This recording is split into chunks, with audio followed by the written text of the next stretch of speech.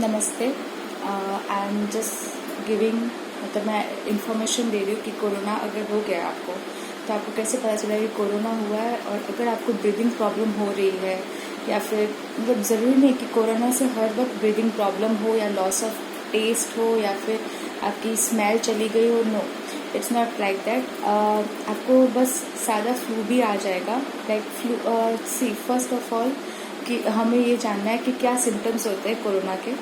पहले वो फ्लू से स्टार्ट होगा जो हमें लगेगा कि सीजनल है, माइट भी सीज़न चेंज हो रहा है तो उसके वजह से हमें फ्लू हुआ है, और इस फीवर और इस रनिंग नोज।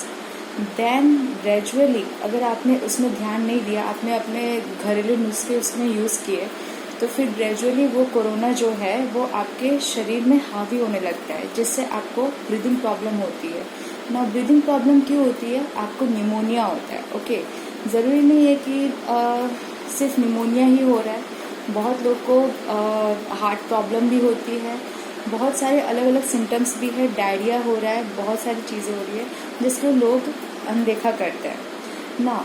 अब आपको क्या करना है? अगर आपको फ्लू हो गया है, फीवर हो गया है, तो आप सोचेंगे कि घरेलू नुस्खे से ठीक हो जाएंगे। No, you have to take actions. First of all आपको ये पल्स ऑक्सीमीटर लेना है। पल्स ऑक्सीमीटर मतलब आप ऑनलाइन भी बाय कर सकते हैं। इट वुड कॉस्ट अराउंड, उसकी अलग अलग प्राइस रेंज होती है। कोई 900 का भी आता है, कोई 6000 का भी आता है, कोई 5000 का भी आता है। Now this is of ascure. Okay, this is of ascure and it cost around 5000। अब आप अमेजोन में जाके आप देख सकते हैं, and you can also go to YouTube and watch which is the best pulse oximeter. आपको ये ऑन करके आपको अंदर फिंगर घुसाना है, एंड ये आपका ऑक्सीजन सेचुरेशन, ब्लड में आपकी कितनी ऑक्सीजन है एंड आपका हार्ट रेट कितना है वो मेजर करेगा, वो बताएगा। अब आपको पता कैसे चलेगा कि आपका ऑक्सीजन लेवल अच्छा है या सही है या नहीं, कब हमें टेंशन लेना है? सी, नॉर्मल पर्सन का 98 to 100 is normal oxygen saturation level. जिसको लंग का डिजीज है, रेस्पिरेटरी प्रॉब्लम है, तो उसका 89 to 94 इज नॉर्मल। ठीक है, अगर आपका 80 तक या फिर 94 तक, मतलब 95, या फिर रोज, मतलब आप अगर हर रोज माप रहे हैं और आपका डिग्रेड होते जा रहा है, then you have to take a wake up call. ठीक है, आपको टेंशन लेने की जरूरत नहीं है, आपको बस एक्शन में आना है। ओके, ना अब आपका ऑक्सीजन लेवल कम हो रहा है, अगर आपका मान लो 90 तक आ गया, ठीक है, then you have to just call helpline number 104 is of Gujarat, Tamil Nadu, Bihar. There are various helpline number जो अलग अलग स्टेट में अलग अलग नंबर से काम करता है। अगर आप उसमें कॉल करते हैं तो आपका इमीडिएट एक्शन लिया जाएगा, वहाँ पे डॉक्टर्स आएंगे, आपका टेस्टिंग होगा और आपको उसके अनुसार दवाइयाँ दी जाएगी और आपका ट्रीटमेंट होगा। Okay, don't hesitate to call. ठीक है, कोरोना है, इट्स जस्ट एन इन्फेक्शन, वो कोई छुआछूत की बीमारी नहीं है, ना ही सब लोग मरते हैं। Don't make a havoc, never. And then you can, अगर यहाँ पे ही लोकल में अगर आप कॉल नहीं करना चाहते, आपका ज़्यादा सिम्टम नहीं है, आपको ऐसा लग रहा है कि क्या मुझे कोरोना का इन्फेक्शन हुआ है या नहीं, then you can go to nearby hospitals जहाँ पे कोरोना का टेस्टिंग हो रहा है। जैसे कोरोना में 2 टेस्ट मेन होते हैं, RT-PCR और रैपिड एंटीजन टेस्ट। ठीक है, अब ये दोनों टेस्ट में से आपने करवा लिया, आपको पॉजिटिव आ गया, तो भी आपको टेंशन लेने की कोई ज़रूरत नहीं है। What you can do is, आपको जिंक सल्फेट की टैबलेट लेनी है, विटामिन C की टैबलेट लेनी है और एजिथ्रोमाइसिन का लेना है ना। जिंक सल्फेट जो है वो 20 मिलीग्राम का मोस्टली आता है, गवर्नमेंट भी 20 मिलीग्राम का ही देते हैं, एंड अगर प्राइवेट में भी आप ले रहे हैं तो 20 मिलीग्राम के काफ़ी सारे ब्रांड नेम्स है, ऑलमोस्ट 10 to 15 है, मैंने डिस्क्रिप्शन में दिया है, आप उसके हिसाब से आप ले सकते हो। एंड उसके मैकेनिज्म क्या है, वो कैसे इफेक्ट करता है कोरोना पे। जो जिंक सल्फेट है वो जो है हमारी एंटीवायरल इम्यूनिटी को बनाए रखता है, ठीक है। वो जो है वायरस को हमारे बॉडी में ज़्यादा इफेक्ट नहीं होने देता, एंड वो हमारे लंग के इन्फेक्शन को ज़्यादा बढ़ने नहीं देता, जिससे हमें निमोनिया अगर हो गया है तो वो आगे बढ़ेगा नहीं। हमें अगर ब्रीदिंग प्रॉब्लम हो रही है तो वो उसको फाइट करने में इफ़ेक्ट करता है, वो उसको मतलब हेल्प करता है, ओके।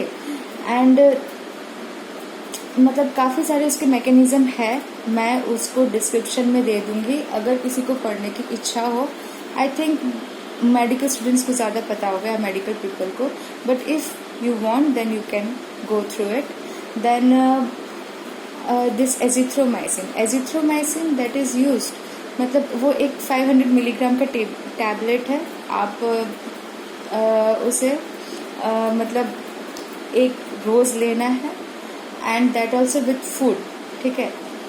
एंड वो कब यूज़ करते हैं, जब हमें अपर रेस्पिरेटरी मतलब श्वास का कोई प्रॉब्लम हो रहा है, ओके, तब हम एजिथ्रोमाइसिन लेते हैं। और विटामिन सी टैबलेट इसलिए ले रहे हैं ताकि हमारी इम्यूनिटी बनी रहे, बिकॉज आजकल हमारे food and all, even though हम बाहर का नहीं खाते, घर का ही खाते हैं, बट इट डजंट कंटेन सारे vitamin and minerals.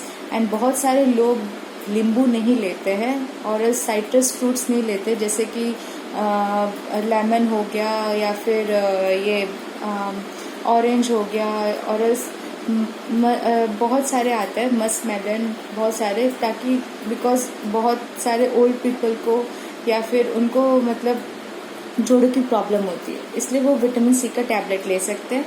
Normal vitamin C का डोज है 500 मिलीग्राम का टैबलेट भी आता है, 1000 मिलीग्राम की भी टैबलेट आती है। हमारी अपर लिमिट जो है वो 1000 मिलीग्राम तक हम ले सकते हैं, okay, not more than that. And एक लेमन में 53 मिलीग्राम का होता है, ओके। सो एक दिन में हम 500 मिलीग्राम का टैबलेट ले सकते हैं। अब मैं अच्छे से सबकी डोजेस बता देती हूँ कि कैसे लेना है, किस तरह से लेना है। जिंक सल्फेट टैबलेट जो है वो आप 20 मिलीग्राम का आता है, तो एक दिन में 2 लेना है, ओके, एक दिन में 2। एंड उसे खाने के साथ नहीं लेना है, 1 या 2 घंटे खाने के बाद लेना है। एंड उसे दूध के साथ नहीं लेना है, ना ही कोई चावल खा रहे हो या फिर कोई मतलब कुछ चने का या फिर कुछ वैसे खाया है उसके साथ भी नहीं, बस फ्रूट्स ले रहे हो तो फ्रूट्स के साथ आप वो दवा ले सकते हो। अब आ गया एजिथ्रोमाइसिन। और हाँ, एक और मैं बात बता दूँ, जिंक सल्फेट जो है वो 10 दिन तक कोर्स करना है, 10 दिन से कम नहीं, 10 दिन से ज़्यादा भी नहीं। एजिथ्रोमाइसिन जो है वो रोज़ एक खाना है, 500 मिलीग्राम का टैबलेट, वो खाने के साथ आप ले सकते हो 5 दिन तक। विटामिन सी का जो टैबलेट है, अगर आप टैबलेट ले रहे हो तो ठीक है, या तो फिर आप रोज़ एक नींबू या फिर ऑरेंज वगैरह खा सकते हो। वो आपको अगर ऑरेंज या लेमन नहीं खा रहे तो फिर टैबलेट लेना पड़ेगा। टैबलेट आप रोज़ एक खाइए, खाने के साथ खा सकते हैं या फिर भूखे भी खा सकते हैं, उसका कोई वो नहीं है। पर हाँ, 25 से 30 डेज तक ही उसका कोर्स करना है, उससे ज़्यादा नहीं। अब हमारे साइड इफ़ेक्ट्स और इंटरेक्शंस क्या होगी, नुकसान क्या होगा। अब जिंक सल्फेट जो है, जिंक सल्फेट में आपका साइड इफ़ेक्ट ये है कि आपको एंजाइटी होगा, आपको पेट भरा भरा लगेगा, आपको उल्टी जैसा लगेगा, आपको ये वॉमिटिंग भी हो सकती है, आपका ऊपर का ये जो छाती जलेगा, मतलब एसिडिटी जैसा होगा, पर वो बहुत मतलब ज़्यादा रेयर है, वो सबको नहीं होता। अगर साइड इफ़ेक्ट्स होती है तो वो माइल्ड है, मतलब आप बेयर कर सकते हो, वैसा भी कुछ ज़्यादा नहीं है। एंड ये प्रेगनेंसी और जो दूध पिलाते हैं बच्चों को, उसके लिए एकदम सेफ है। अगर आप, फिर भी मैं बोलूँगी, अगर आप प्रेग्नेंट हो या फिर बच्चों को दूध पिला रहे हो तो फिर आप डॉक्टर से एक बार सलाह ले लें, या फिर आपको अगर कोई सिस्टमिक प्रॉब्लम है, डायबिटीज़, बीपी, हार्ट का प्रॉब्लम या कुछ भी है, या फिर साथ में कोई दवा चल रही है, तो अपने डॉक्टर से आप एक सलाह ज़रूर लें, because without asking any medical person आप दवाई कोई भी चालू नहीं कर सकते, मैं ये बोल रही हूँ, ओके। देन एजिथ्रोमाइसिन का जो है आपका साइड इफ़ेक्ट उसका यही होगा, उल्टी जैसा लगेगा या फिर उल्टी होगा। उसमें कभी कभी किसी को डायरिया भी हो जाती है, फिर एसिडिटी भी हो सकती है। बाकी तो जो भी है मतलब आपका जैसे क्या बोलते हैं चेस्ट पेन होगा, फिर वजाइनाइटिस मतलब वजाइना में आपको पेन हो सकता है फीमेल्स को, फिर कभी कभी कॉन्स्टिपेशन भी हो सकता है। पर फिर ये सारी चीज़ें रेयर है, मैंने जो पहले की 3 चीज़ें बताई वो कॉमन है। बट फिर भी आप ये दवाई लेते वक्त आपको, अगर आप हार्ट पेशेंट हैं या फिर आपको मिर्गी का दौरा कर रहा है चलता है तो उसकी दवाइयाँ लेते हो, तो आप कोई भी दवाइयाँ ले रहे हो अगर, तो उसके पहले आप डॉक्टर्स की सलाह ज़रूर लें। ओके, बिना प्रिस्क्रिप्शन के या बिना मतलब किसी की सलाह लिए आप कोई भी दवाई नहीं स्टार्ट कर सकते।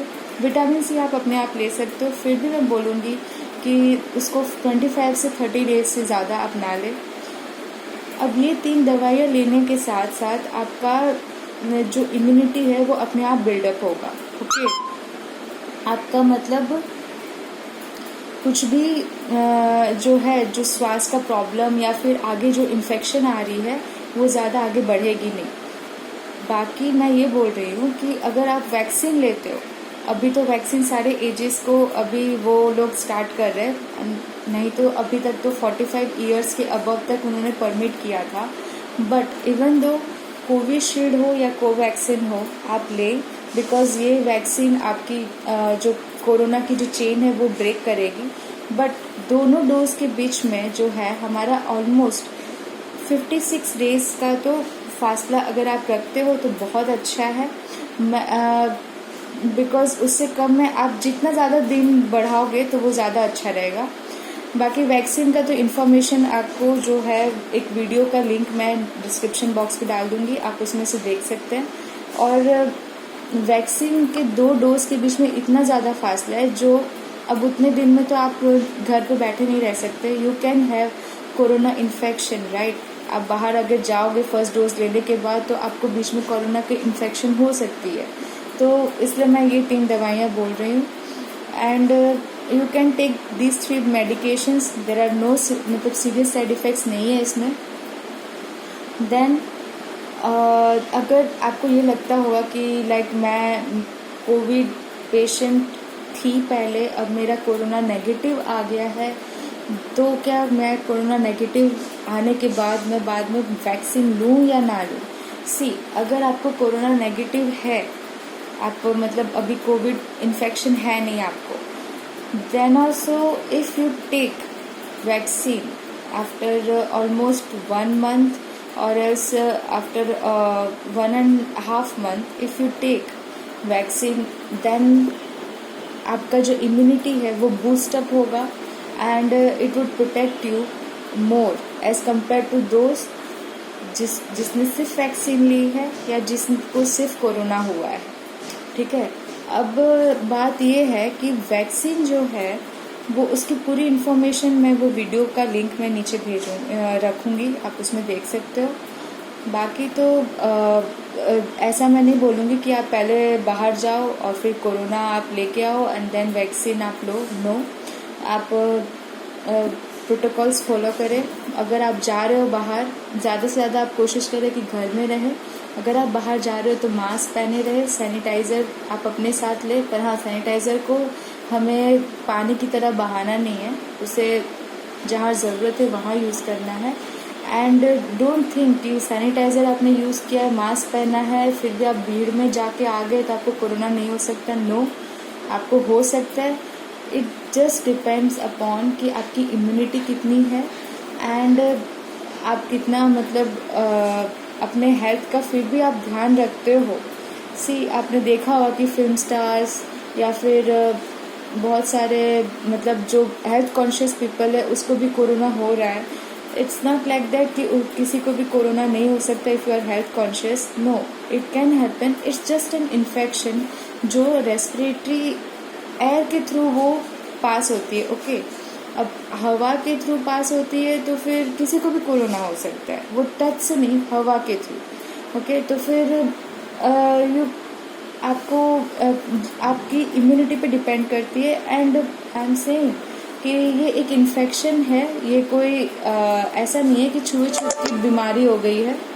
ओके, इसको सिर्फ आप हैवॉक में आए बिना ठंडे दिमाग से अच्छे से अगर आप इस पे एक्शन लेते हैं तो आपकी हेल्थ भी अच्छी रहेगी और 14 डेज से ज़्यादा इसके सिम्टम्स नहीं रहते। आई एम नॉट सेइंग कि वीकनेस नहीं रहेगी, वीकनेस रहेगी, बट इसकी सिम्टम्स सिर्फ 14 डेज तक रहेंगे।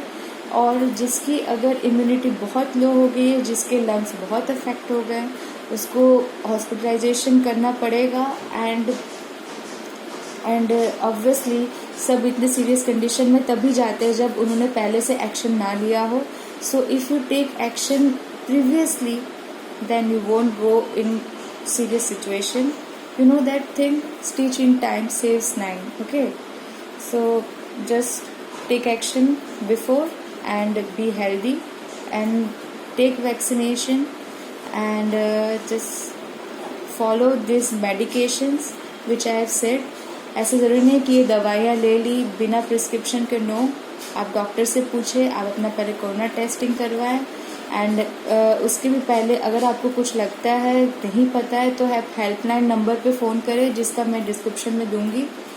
एंड देन आप अच्छे से घर पे रहे, ओके, हैवॉक क्रिएट ना करें एंड स्टे हेल्दी।